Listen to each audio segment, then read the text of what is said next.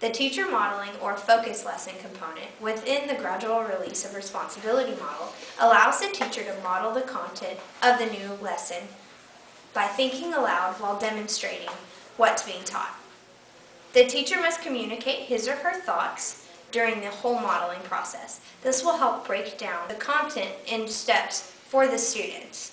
It is also very important for the teacher to communicate to the students the purpose and the goal of what's being demonstrated. During the process, the teacher will be in the front of the class, initiating, modeling, explaining, and thinking aloud, while the students use this time to listen, observe, and to ask for any clarifications. This component will be the first step of the gradual release of responsibility model, and after the focus lesson has ended, the teacher will move on to the guided practice component. Because somebody else is saying it, right? So in my mind, what I know about author's inference is if the author is inserting someone else's opinion, that's a quote maybe as evidence for something else. But it is an opinion. I'm thinking we need to narrow it down into this second paragraph right there. You might ask, what are some key elements of the teacher modeling stage to make the gradual release of responsibility model so effective? And for me, in my own opinion, I feel that if you get the students' attention and you really appeal to them right away, then they're going to pay attention a lot better, and the modeling is going to work out a lot better. Also, secondly, I feel like if you get your thoughts together more clearly before you come to class, and then while you're modeling, you have those thoughts already planned out and you know exactly what you're going to say, it's going to be able to cause a lot less confusion. They're going to be able to go with you every step of the way. Also, I think it's very important to voice your expectations before you start and making sure that the students know what's expected of them. Because if they do, I feel like they're going to take the responsibility of actually paying attention because they know that it's something that you're going to require from them. We asked a middle school teacher what she thought the most important things to do while demonstrating the steps of problem solving, and she responded by saying that she felt that it was very important to demonstrate how or why the steps of a problem were being done before actually showing the students the steps themselves. This way the students will have a greater understanding of the information, and this will allow the students to be more successful while working independently. We asked an undergrad student what she thought made the modeling stage of a teacher's lesson most effective, and she said that she thought if the teacher spoke confidently and precisely about the material without having to look back at a book or other resources to find the answers, but spoke in full confidence, then the students will feel like it's a concept that they can easily grasp.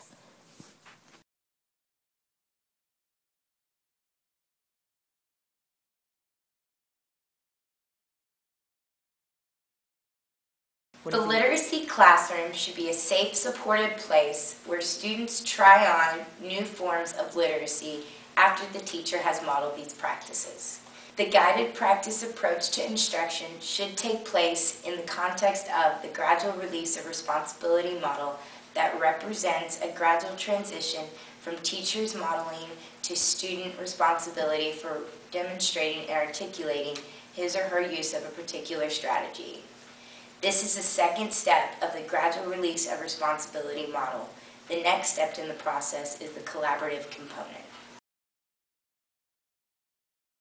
Thinking about bionic body parts becoming a reality. Zach, which sentence did you say you felt backed this up? The very next sentence right after it. Okay, so he's talking about the one that says the word bionic is used to describe any artificial mechanism that functions like a living organism or part of a living organism.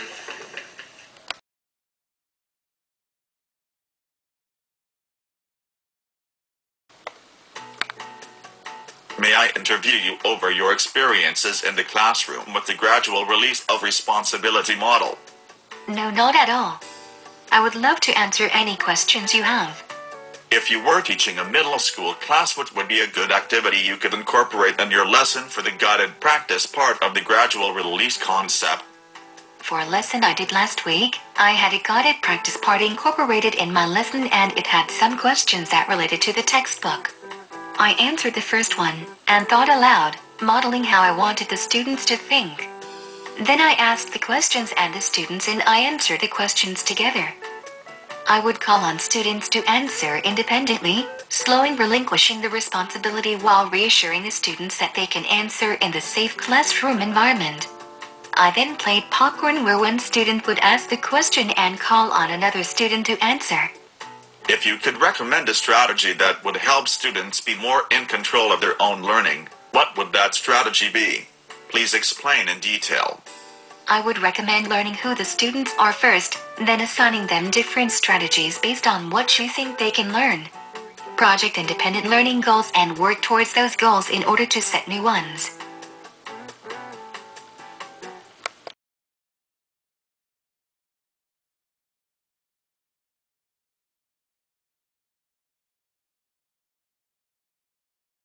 Collaborative learning provides students with the opportunity to work together to construct meaning and complete learning tasks with the help of their peers. When students are able to work with their peers in groups, it has been proven that generally students are able to retain more information, complete more assignments, and enjoy what they are learning about. However, collaborative learning is not simply group work. There are a few key features that researchers have identified as essential for successful collaboration. These features are positive interdependence, face-to-face interaction, individual as well as group accountability, interpersonal skills, and group processing. Each of these features ensure that the group is working together as a whole and not just allowing for a few students to complete the work of the group. These features also allow students to be able to understand how to work together in a social setting, making sure that each student is communicating with the group and understands what is expected as a group as well as individually. This is the third step of the gradual release of responsibility model. The next step is independent practice. I need the bionic body parts to replace those limbs so that they can still serve for our country and stuff.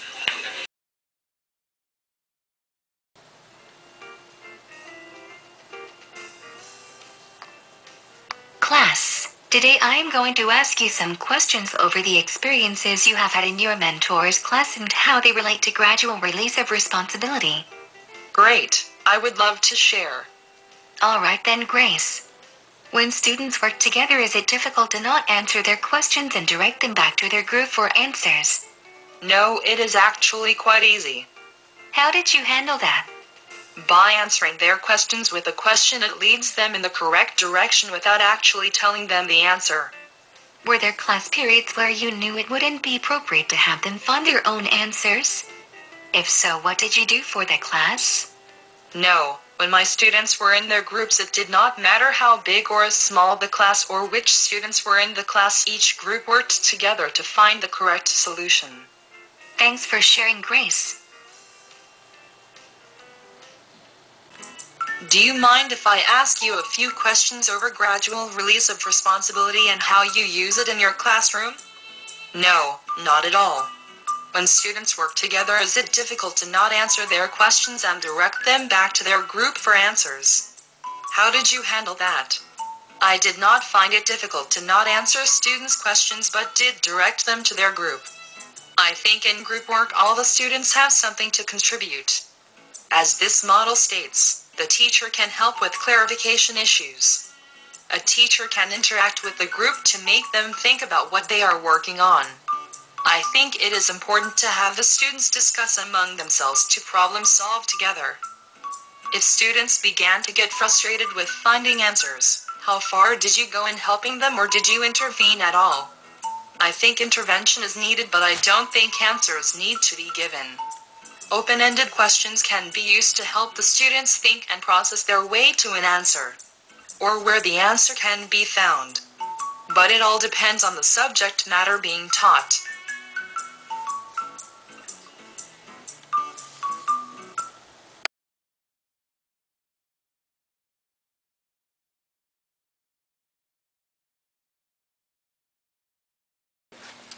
Independent practice is the fourth step of the process of the gradual release of responsibility. It is important for the independent practice to also be completely authentic and as real life as possible to give the students a better understanding. It is meant to be completed without the constant guidance of the teacher or any guidance from the teacher at all.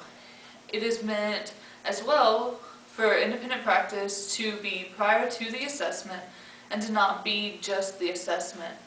It is a chance for students to reinforce their skills and use their new knowledge on their own and away from the teacher's guidance. It is also meant to gradually give the students the responsibility for their knowledge and for constructing knowledge by themselves. The next step in the gradual release of responsibility is the application phase.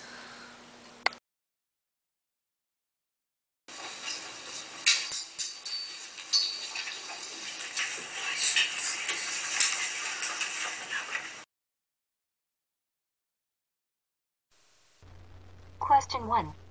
Should students take more responsibility for their own learning? How should this occur? I think that students should take more responsibility for their own learning and stop relying on the teacher to give them the answer all the time. If the teacher's constantly giving them the answer, they're doing nothing more than memorizing questions. So, in essence, they should be able to work independently and find their own answers to the questions. Question 2. Do you believe that students being held accountable for their own learning is a positive step forward or a negative step? Why? I believe that students being held accountable for their own learning is a positive step forward because it's forcing kids to no longer just be able to choose an A, B, C, or D answer.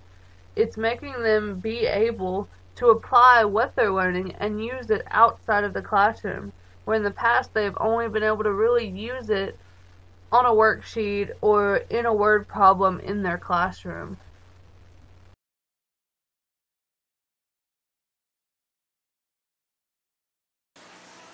To get started thinking about the application step of the gradual release of responsibility model, I would like for you to ponder on a question. How many times have I modeled comprehension for my students only to take the task away when they had difficulty? I'm sure we have all done this at one point or another for our students. However, remember that the things we don't do well were simply told to us, without the opportunity for us to engage with scaffolds or other supports for learning. The application of the gradual release of responsibility is the overall lesson. During this stage, you would ask yourself questions such as, how did this lesson go? Did it transition smoothly from one step to the next? Where and what adjustments do I need to make? Application includes all the other steps: teacher modeling, guided practice, collaboration, and independent practice. This stage is where the teacher at the end of the lesson reflects on what occurred during the lesson, alters the lesson plan if needed, and makes any other changes they deem necessary so the lesson will flow smoothly. Having stated this, the application stage works best under certain requirements. The application stage requires that teachers know their students and content area well. Teachers still need to regularly assess their students' understanding of their content. For application of the strategy to flow smoothly, teachers should purposefully plan lessons that transfer responsibility from the teacher to the student. It is through this very purposeful classroom structure that learning will occur. We did find something that may be close, and this may be a building block that we can build on for tomorrow's lesson if we try this again. So, job, you found probably the best one available, but it's a work in progress, okay? So just keep trying your best. Finish this up. If you finish it, hold on to it at your seat. I'll collect it at the end and go into reading your book of choice.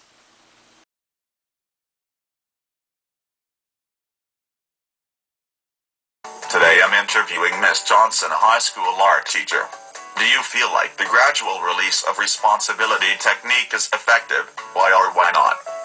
Yes, it will prepare them for the future. Most college-level classes require you to keep up with your own grade and class time. This helps to prepare them for that. Can you describe a typical day or class period when you use the gradual release of responsibility model? When the students get settled, I show them a PowerPoint. I tell them what the new technique they will be doing. I tell them how they will be doing it. I show many examples. Then I pass out the materials needed and go over what I expect and want them to do on the project all over again. They are then set free to work on their projects. If they need assistance, they will ask and I can demonstrate again or go over it again until they are confident.